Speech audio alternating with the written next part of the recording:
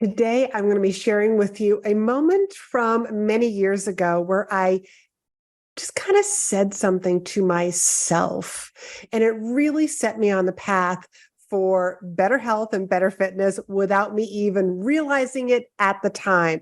And I'm going to share that story with you, along with how you can use the same principle to set your business apart and on the right path. So let's get to the show. Welcome back to another episode of Be in Demand. I'm so glad that you're here, by the way. And probably from the time that this airs, it is going to be my 3-year anniversary or I should say my 3-year anniversary as the host of this podcast. And 3 years is a long time to be podcasting. It's a very small percentage of people who actually make it past 5 episodes, and then another small percentage of the population that actually makes it past 20 episodes. So here I am in the 160 episodes. I'm not even sure which episode number this is going to be, but here I am. And this is actually going to translate very well into the story that I'm about to tell you. Years ago, I had joined a gym. And it was within walking distance of my home. And I remember, there I was like using one of the weight machines. It was actually the lat pull down. And I overheard these 2 ladies nearby me and who had obviously not seen each other in a very long time, because the conversation started as, "Oh my God, you look fabulous. What have you been doing?" And the other woman said, "I've been working out faithfully 3 times a week for the past 5 years." And there I was doing my lat pull downs. And if you're watching this over on YouTube, you can sort of I was pulling down, and I was like, one day I'm going to be able to say that. One day I'm going to be able to say that I've been working out faithfully for 5 years. So I was probably still within the first 3 months or so. And I don't even know what the stats are of people who join a gym and then kind of drop off. But there I was, like a young teenager, and I really enjoyed working out. But I do also remember that when I joined this gym, and it was a women's only gym, by the way, I only signed up for the 6-week program. And then after that, it was probably well, let me another 6 weeks, and I'll do a 3-month program, and then a 6-month program. I was literally dipping my toes in the water until I was ready to commit to a year, or maybe even longer. But it probably wasn't that much longer than a year, because I probably knew that I was going to be going off to college. But again, back to the story of one day I'm going to be able to say I've been working out for 5 years. And in order to accomplish that, it does start with that first workout. And then you show up for that second workout, and it just keeps building from there. Because what I see people doing, and I see that people do this with fitness, it's oh yeah, I want to get back in shape. I want to lose 10 pounds. I want to lose 20 pounds. And they expect it to come off so instantly. How long did it take for that weight to add on? It didn't. That extra 10 pounds did not show up overnight. No, it takes time to get there. And it was whatever habit you had, the gaining of the weight is a result of that habit. Maybe it's eating the wrong foods. Maybe it's not moving enough. Maybe it's coming home and just sitting on the couch. It doesn't matter, and I'm not here to judge anybody, because I don't know your life. I do know mine and how important health and fitness is to me. It's very important, but I gotta say, had I not started working out as a teenager, I'm not sure it would be that much of a priority for me today. I have one sister, and she's an amazing athlete. And I didn't do athletics in high school, living overseas for a couple of years and then coming back to the United States. Who wanted somebody who was only going to be around for a couple of years, to put so much time and effort into as a coach. But I started working out, really liked it. Probably like is not the right word. I fell in love with it. And that's what also got me to study exercise science once I went to college. But back to it started with one workout. It started with my first membership. And also, I think what also kept me going was being able to track. Because you know what you can track, you can actually really manage, because numbers don't lie. Look at your checkbook.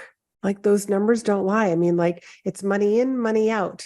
And that's why you have whatever it is that you have. I mean, look at the things that you're actually paying for. Those will tell you, like, whatever you're paying for on a monthly basis, on a weekly basis, will tell you a lot about who you are as a person. So the numbers don't lie. And I had, at this health club, they gave us these little cards, with our workouts and our different exercises. And you got to mark the date and how many pounds you did on each machine. I mean, I was able to really track my progress. So if I didn't go to the gym for, let's say, 2 weeks, and I showed up and I pulled out my card and it had been 2 weeks and I write in the new date, I mean, like, I'm going to see that and I'm probably going to feel it as well. So I am a big fan of keeping track of the habits that you want to keep front and center. I like to record my podcast. I like to show up on Instagram, on stories. So it's a point, that I get to basically check the box that I showed up today. I do a Facebook Live with a friend of mine, Jeremy DeMerchant. Like, every Monday, we do this 15, 20-minute Facebook Live. And we don't know what we're going to do with it. We have some plans for the future, but we are getting visible. And that's something that I do once a week with Jeremy. And as a matter of fact, if we aren't able to do that, we are pre-recording them so that we still show up for our audience. So it all starts with one. I mean, so we're up to, I think, only 4 of these Facebook Live shows. And that's not much. That's not much compared to some other people. But that's what I see people doing. They are judging themselves based on others. Judging themselves like, I'm not there yet. And because they're not there yet, that actually holds them back. And then they stop. They stop going to the gym. They stop podcasting. They stop recording their live stream shows. They stop reaching out to meeting planners. They stop getting visible, that targeted visibility. But it all starts with one. I had a good friend of mine, and I know that I've mentioned this story before.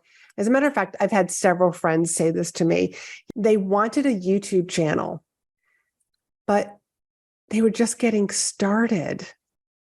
They had like 1 or 2 videos, and they were embarrassed by the fact that they only had 1 or 2 videos. And then even if they did start to make more videos, it's like, oh, well, I don't want people to see that I only have a few videos. And then I don't want people to see that I only have a few subscribers to my channel.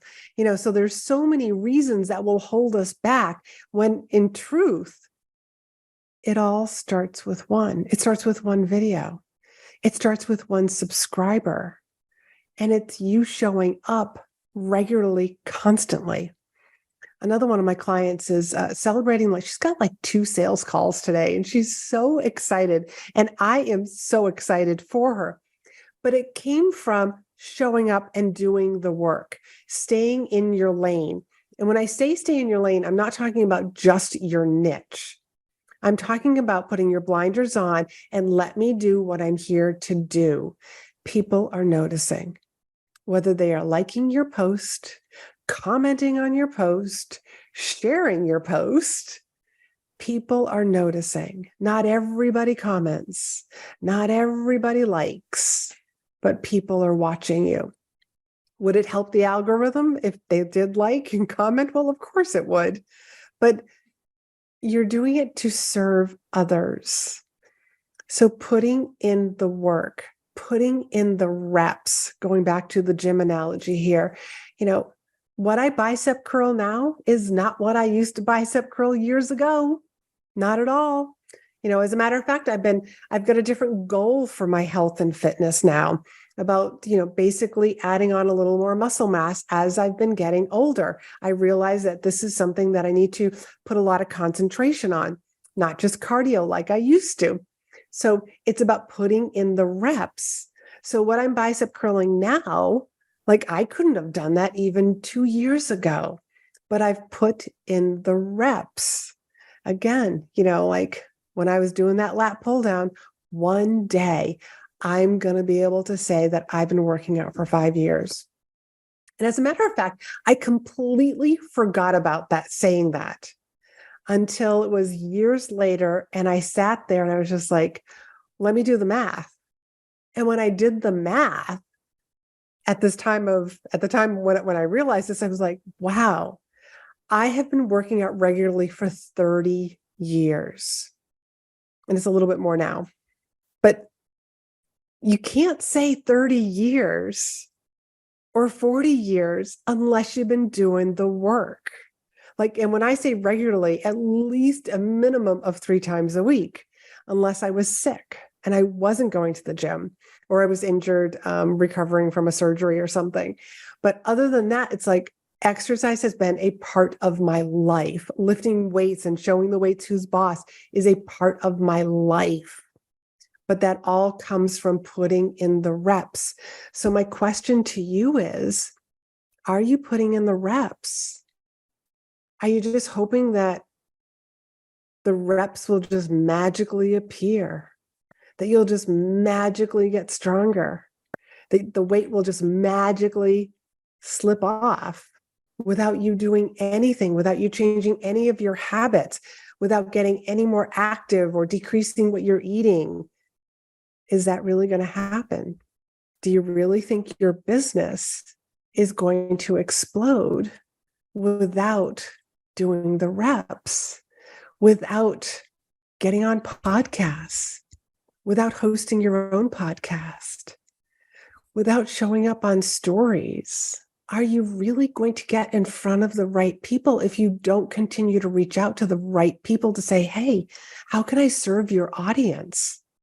And if all of this sounds like very confusing, it's like, Laurie-Ann, I want to get targeted visibility, because that's what I call it. I call it's targeted visibility when you find the right places to speak and share your message and share your story in a way that leaves the audience like, wow, thank you very, and they thank the host for like, thank you very much for inviting this person to come and speak here.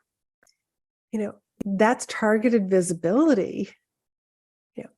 And if you're looking for somebody, like I have a couple of openings for clients. So if you are looking for like, hey, I would really like to learn how to craft a presentation that gets me noticed, that gets me business, that gets me clients, and a really good presentation also gets you rebooked and referred. Because what you want your audience to be raving about you, referring you, and most importantly, remembering you.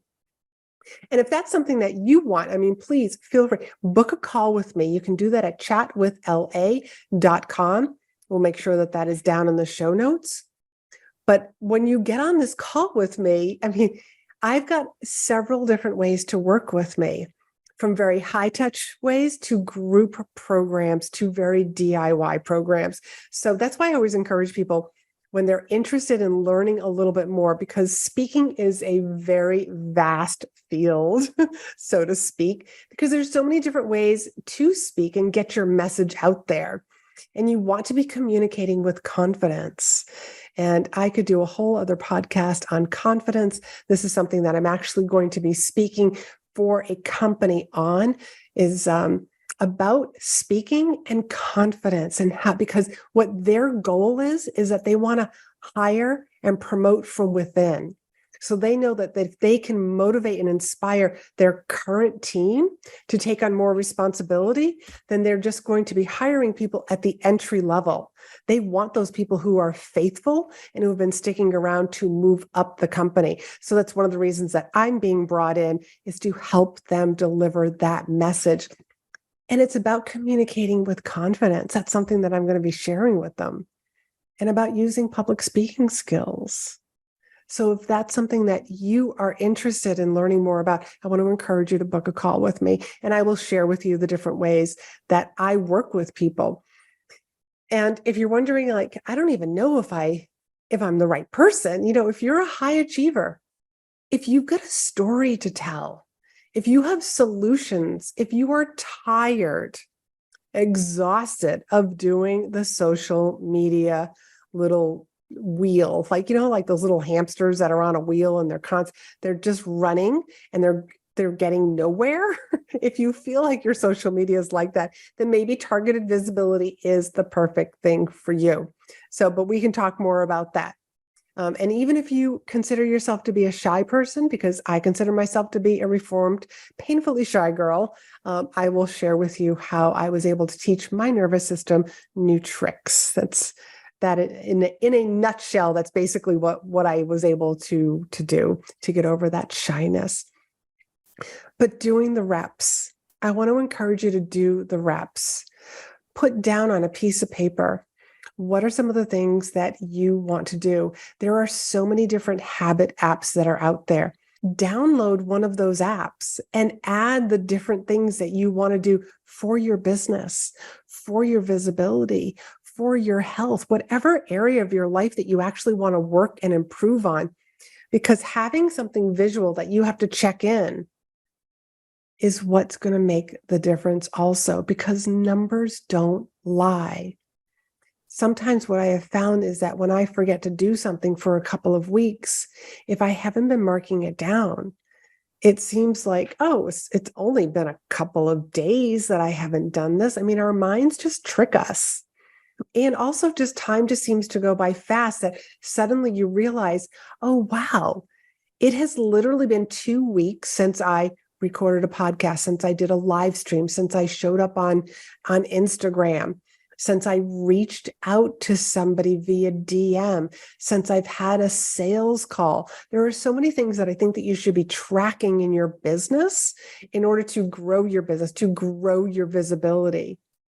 But it all starts with that one lat pull down where I said, one day I'm going to say that. One day I'm going to be able to say, I've been working out for 5 years consecutively. And if you keep track of things, you're going to be able to see the same thing. You're going to be able to look through your habit tracker and say, look at that. I've been showing up consistently. I've been doing a Facebook Live, an Instagram story at least once a week, twice a week for the past 3 months. And then it becomes like a habit. It's just like part of your schedule. And it's those things that become part of your schedule that make the difference. If you think success is because of the big things, it's not. It's because of the little things that are done on a daily basis. Something that one of my coaches said was, chop wood, carry water. That growing a business is not always sexy. That there are things that we do that it's chop wood, carry water. I got to reach out to people. I got to record podcasts. I got to write social media content. I got to write newsletters. There are a lot of things that I do, but there's a lot of things that I delegate to my team as well. I mean, the reason why this podcast sounds so wonderful is because the woman who edits my podcast, she makes me sound like a rock star. So big thank you out to my team and all that they do for me. And one other real life story about doing the reps that I want to share with you is about a woman. Her name was Asala McCarty. Asala McCarty. And I hope that I'm pronouncing her name right. But she was a cleaning woman who lived in Mississippi. And then one day she decided to ask the bank, how much do I have? How much have I saved? But because she was a woman who didn't have the benefit of having a great education, she didn't even understand what the number meant. And so what the teller did was she took a quarter and, explained to her, this is worth $100. And she made these piles of quarters so that Asala would understand exactly how many hundreds of and thousands of dollars she had saved up over the years. So what she decided to do with that money was she decided to, well, I want to give this many quarters to the church. I want to give this many quarters to my family. And then I want to give the rest of these quarters to the University of Southern Mississippi. And it was to go to a very, like a poor Black person who didn't have the means to go to college.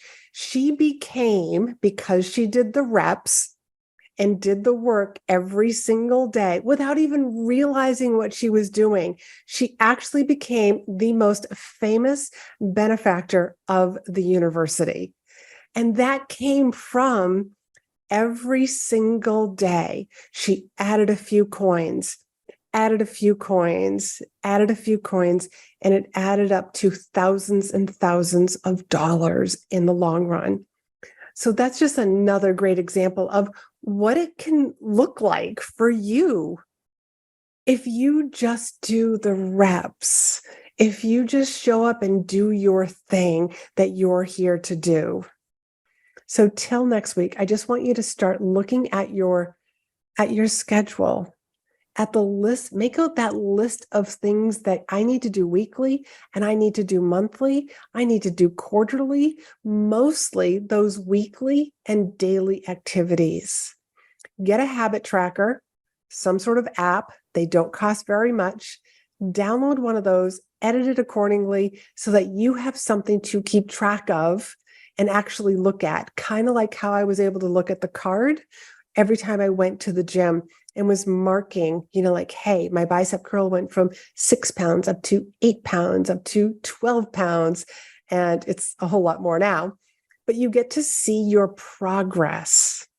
I mean, why do you think these social media platforms have your analytics? One, it's positive feedback for you so that you can see what your hard work is doing and who you're reaching and how well you are doing in attracting your new audience. So till next time, be in demand.